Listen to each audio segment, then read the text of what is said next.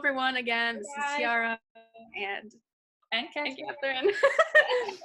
And we're here to talk about our follow-up to our previous video, which was how to cope with the coronavirus as a highly sensitive person. And now we're going to talk about how to help with the coronavirus as a highly sensitive person, or just someone who wants to help, and different ways that you can help from at home, and different ways that you can help if you can leave the home, if you're one of those people who can, who's not at a high risk.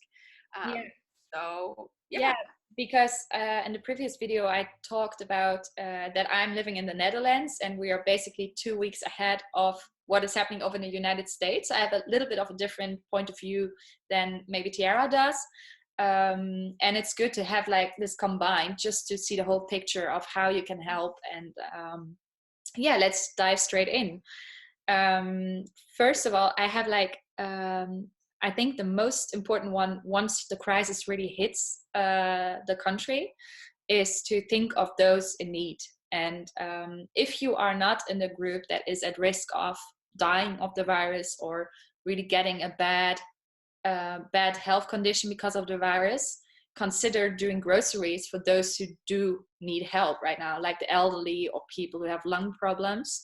There are a lot of Facebook groups set up by the government, at least over here in the Netherlands, where you can join and where you can offer your help and where it is controlled, so that it is safe. Because that's also important, that it is safe and that people trust you helping them, because there, as we all know, there are some bad people out there who actually try to mistreat the situation and really get elderly people get their money, and you should try to avoid that.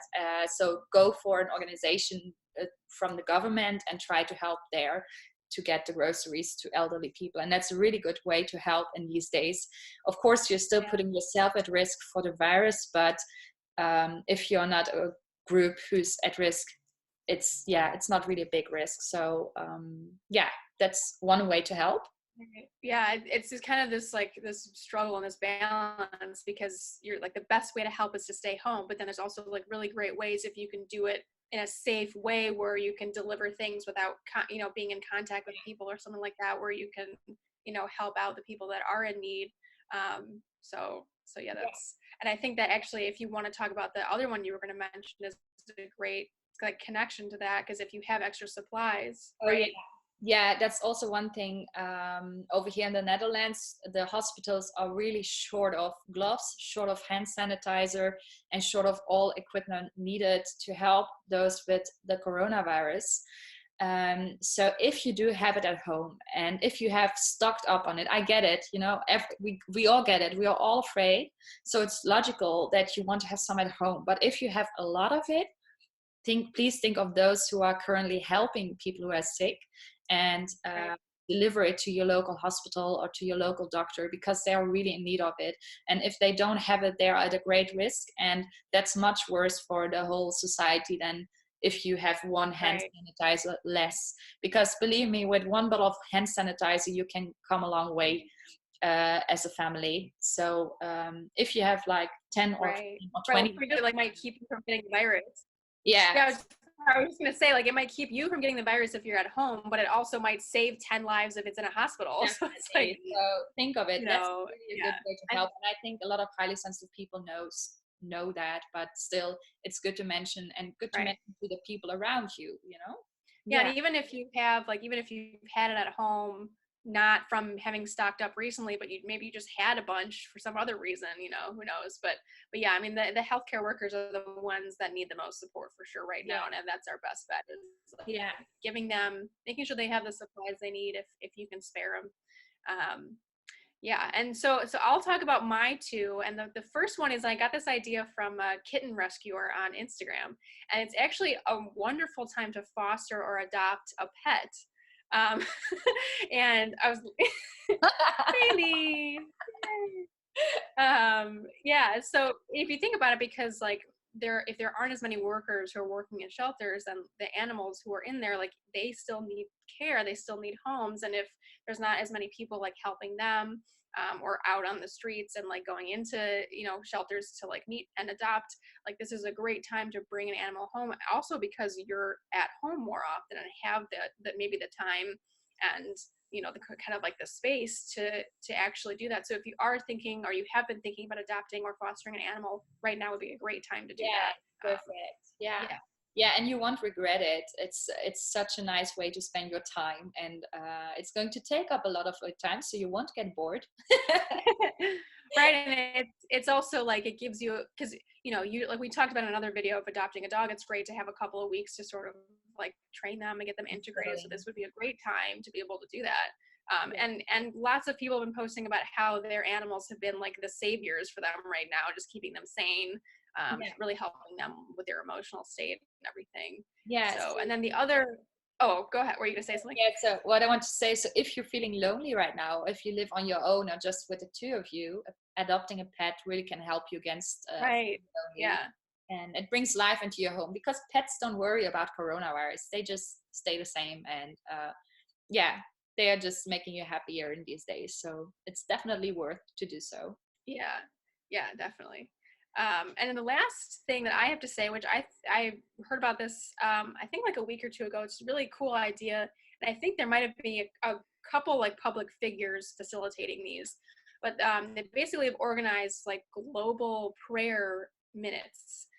And I think Marianne Williamson has one right now that's every Sunday at 12 noon New York time, but obviously still happens like at any other, whatever 12 New York time is for where you live. And it's like 5 minutes of global healing prayer where you can like sit and think about the world and kind of send love energetically out to everyone in need. And it's a great way to sort of use that collective power to send out positive thoughts versus Yeah. negative thoughts. And it's just a really powerful way for everyone to connect and help from their homes at the same time. And I think something that highly sensitive people would really like benefit from and resonate with, and also like do well with. Yeah. And I think Like that would be a great way for them to feel like they can help. yeah, definitely. And I think it's also, there's so much collective negative energy out there right now, because everybody's scared, everybody's worried about what's going to happen. And this little moment of positive collective energy, try to tap into that now, because it's going to help you feel less overwhelmed in general. So it's really good to, yeah, give it a try. And in this way, you help not only yourself, but also the collective energy. So Right. And I guess I could mention too, like you don't even have to wait for it to be a collective global prayer moment. You could just do it yourself. Like every morning if you want, when you wake up, just spend 5-10 minutes just like meditating and sending out positive images. yeah, Because whether or not you believe that it will help the rest of the world, I think it does. yeah, But even if you don't think it's necessarily changing anything, it'll still make you feel better, like you were saying. So beneficial on all levels. Sure. definitely.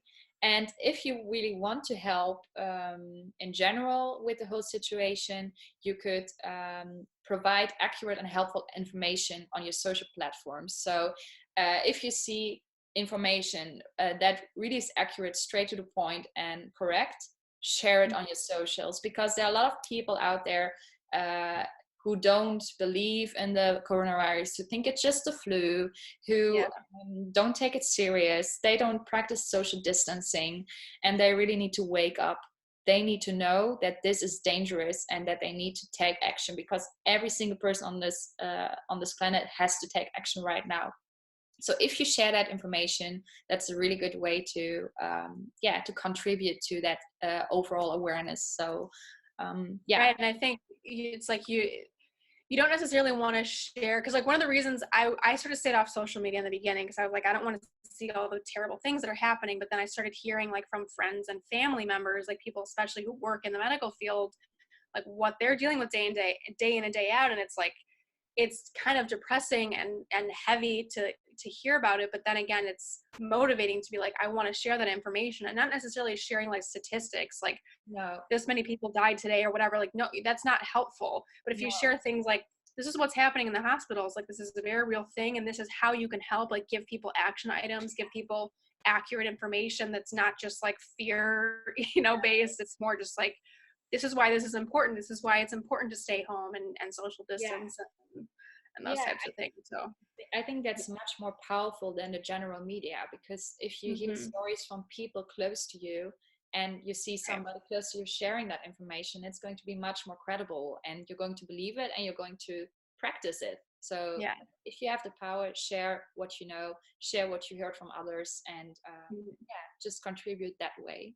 Right. And you can also share positive stuff too, you know, like Yeah. I think like accurate information, then also uplifting information is helpful too. Like I've been really into sharing and looking at like the positive impacts this has all had on the environment, which we did talk about in our last video too. So like you can also share stuff like that as like trying to share the positive effects that this might be having, you know, the small silver linings that we're experiencing because of everyone staying inside. Yeah, So, definitely. And you know, I want to share one little positive piece of information just to not keep you too depressed. Actually, in the Netherlands, there is a team of experts who has discovered this this antibody, I think it's called, which is resistant against corona, and they are testing it now, and it's going to take months, but they are progressing. So it's going to be fine. Don't worry, we're gonna get there. Even if it's depressing now, but it will get better. So I just wanted to share that little piece of uplifting information while we were talking about it. Right. It's like, it's important to stay informed and get accurate information, but it's also important to not let that just like bring you down, and also think about the positive things and stay in the moment. And you know, it's a fine balance. And I think that's why people are struggling, because it's like you want to stay informed, but you also don't want to be like so pulled down by the weight of it all that you just like can't function. So but yeah, so if you want to help, those are some good tips. And if you are one of those people that is feeling kind of weighed down by the weight of it all, go check out our last video, how to cope with the coronavirus as a highly sensitive person. So yeah, those are our ways to help that you can do if you're a highly sensitive person, if you're staying at home, or if you're not a highly sensitive person and you are one of those people that is having to leave the house or can based on your circumstances. So so stay safe and take care of yourself, and we see you in the next video. Bye bye.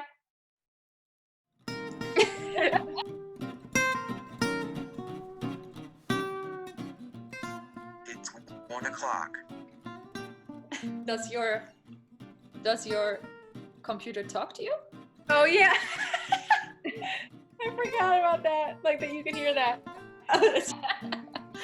Hey, that went well.